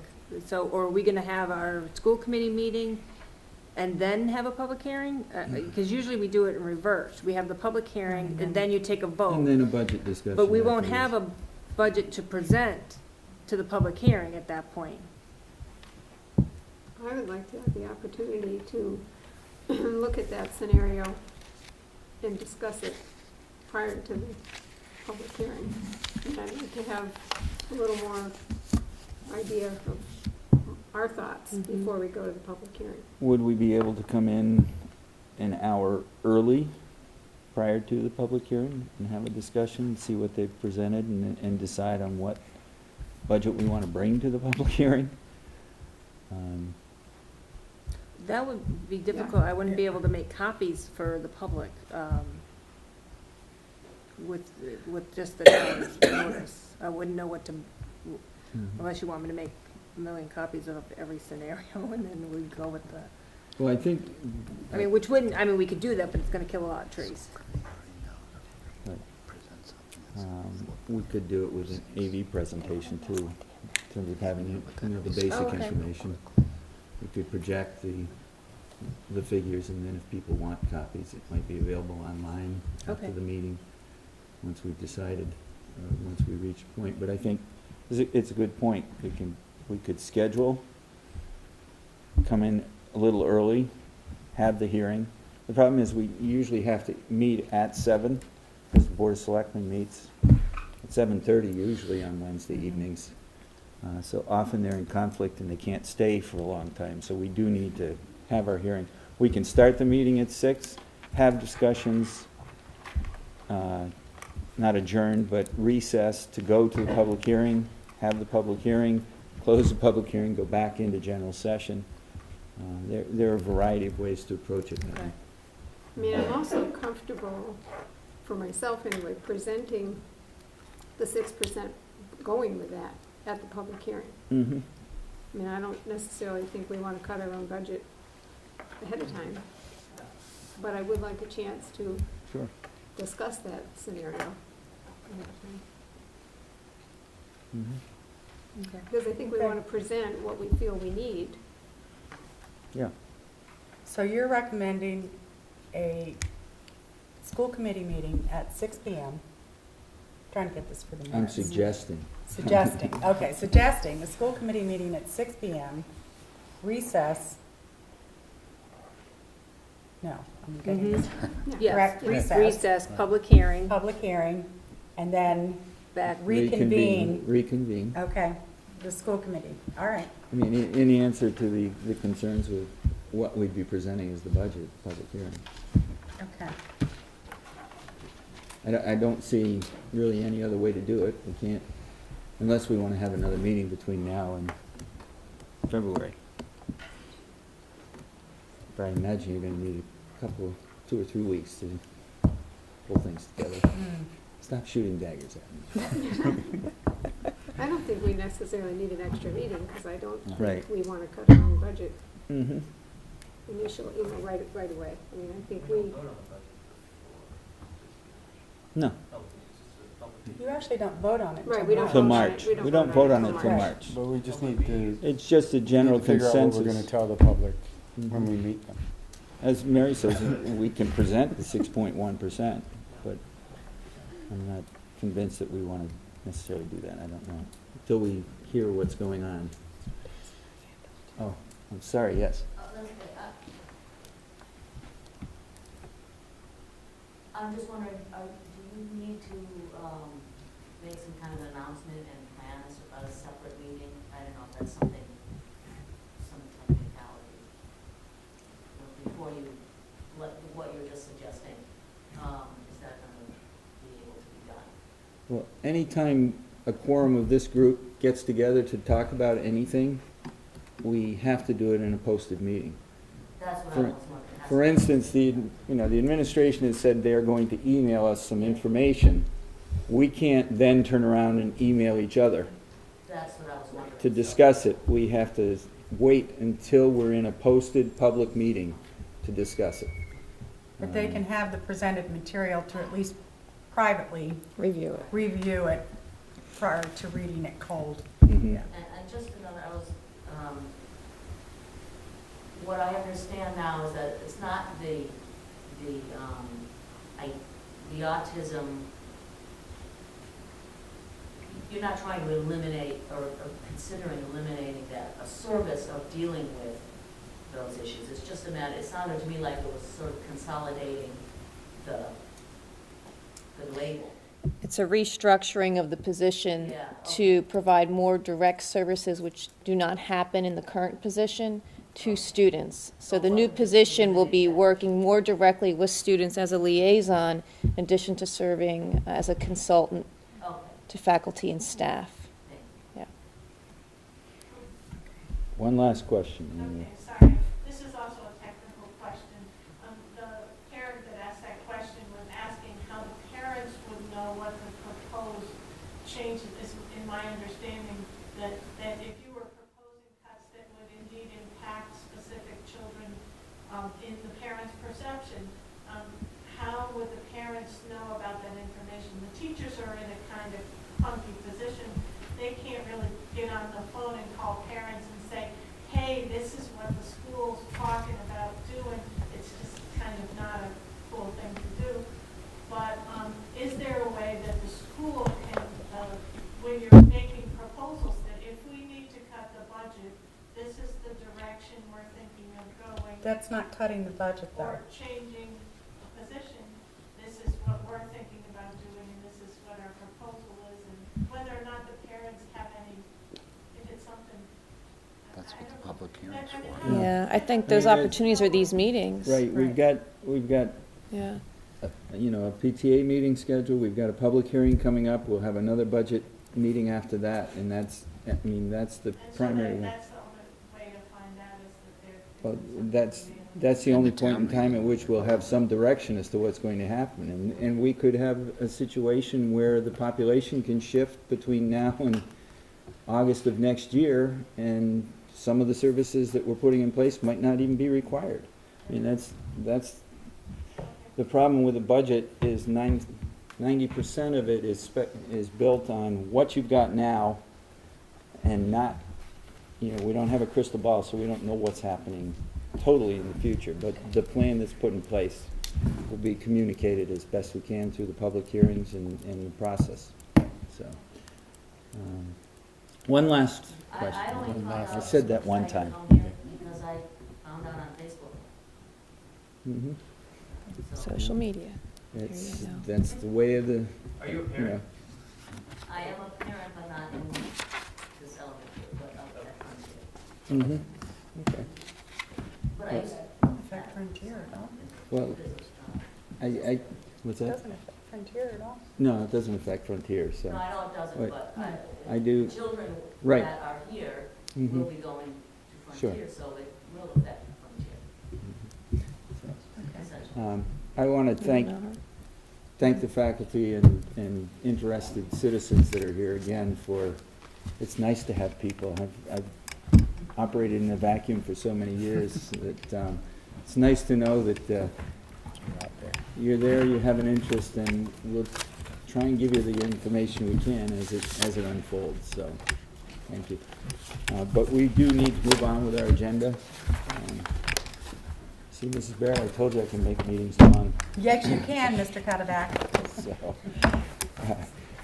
we'll move to reports.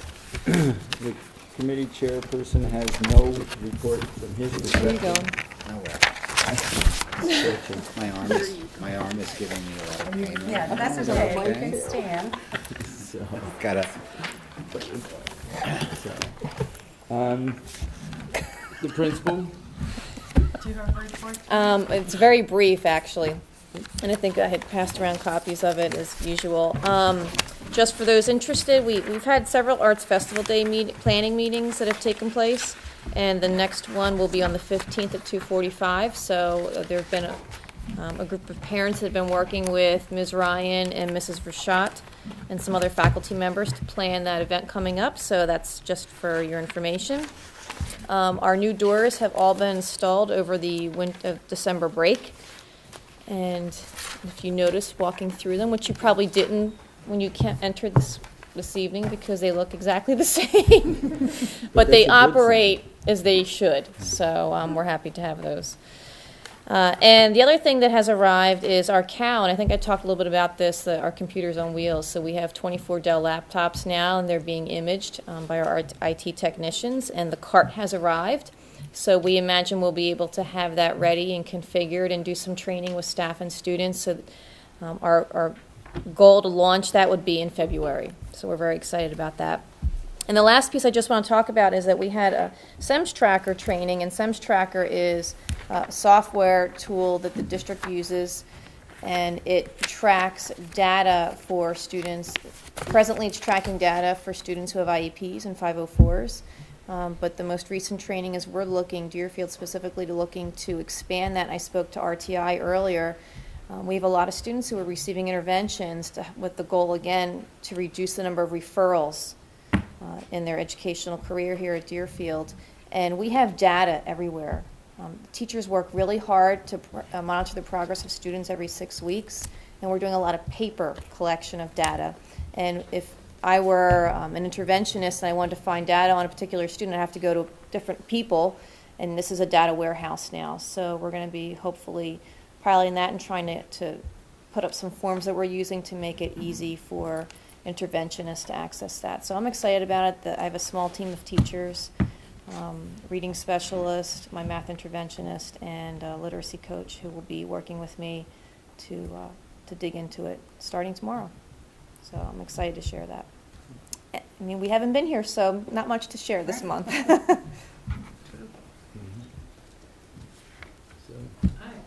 goofy question, or parent actually. Yeah. Relevant to these snow day calls. It's not me. No. It's not me. That's my fault. the actual robo system The he's 5, talking 10 about. a.m. one. That's not me. You weren't up on Phone calls. Still No, her. it's not you. So when do you put the call, when do you record the message? Well, I have it down now that some of the messages I've recorded are previously recorded messages because they're general, so I don't have to wake up at 4 in the morning to record a new one every time. So I've kind of figured it out. So you're pressing a button somewhere. So Marty calls me at 5 in the morning, and then I just get online and I hit send. Okay. Otherwise, my voice in the morning wouldn't sound so bright and cheery. I make the determination at 4. Right. Does anybody else complain about this? Yep. That the call comes at That 5:10? you get it too early? Early last week, and it's fine, I should be up and doing it. You right? weren't Marty's up already? since 2. Yeah, I'm up all night, so what's your problem?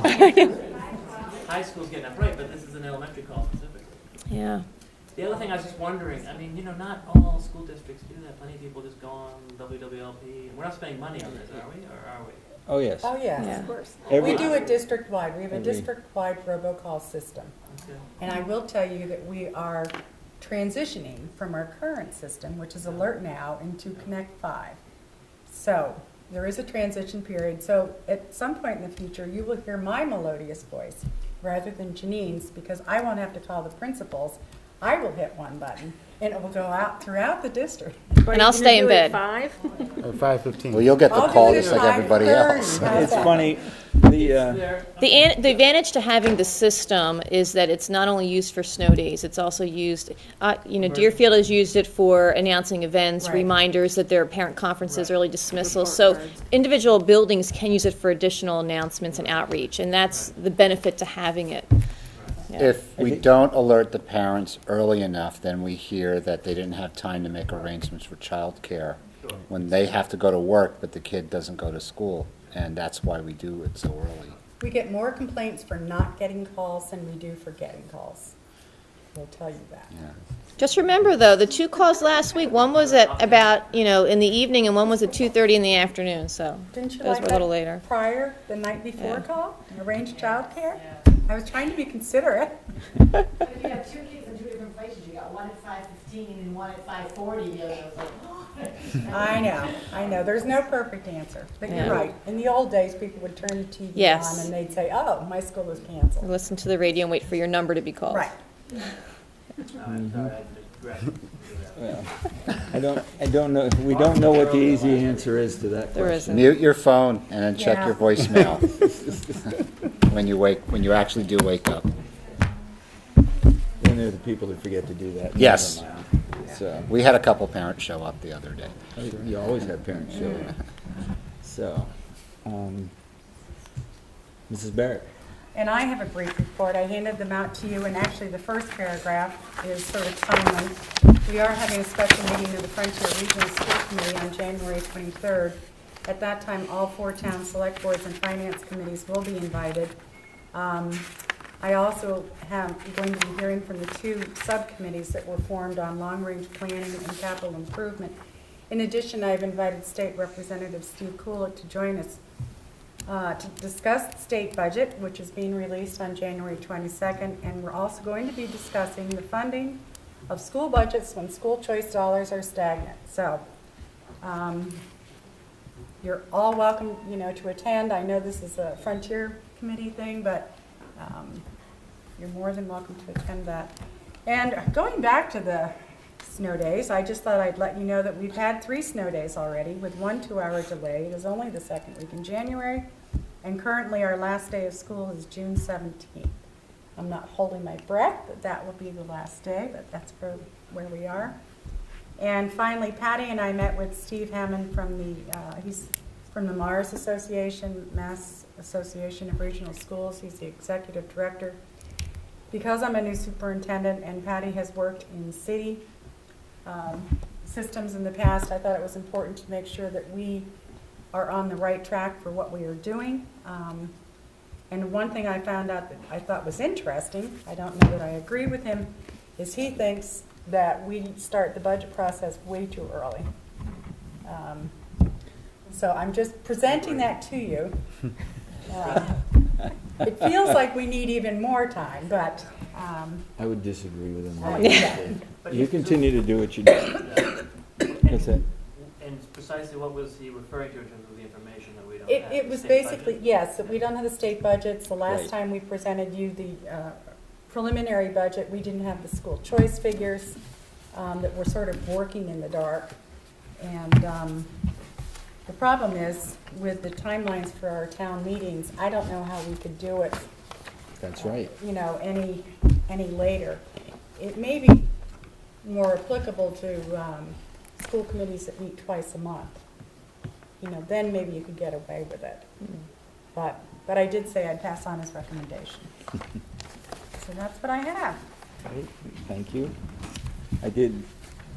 I said I didn't have a report. I did want to note that the educational collaborative, or the collaborative, will be interviewing candidates for the executive director's position. I think it's on the 22nd of the month.